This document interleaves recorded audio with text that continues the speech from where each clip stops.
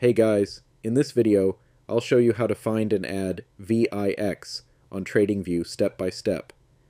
First, open the TradingView desktop app or go to the TradingView website and enter the main chart view.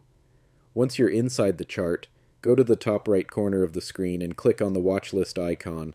It looks like a small list symbol. This opens the watch list, details, and news panel.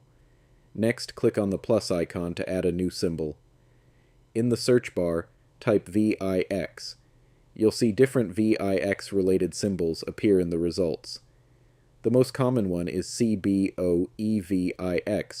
which represents the Volatility Index. Click the plus button next to it.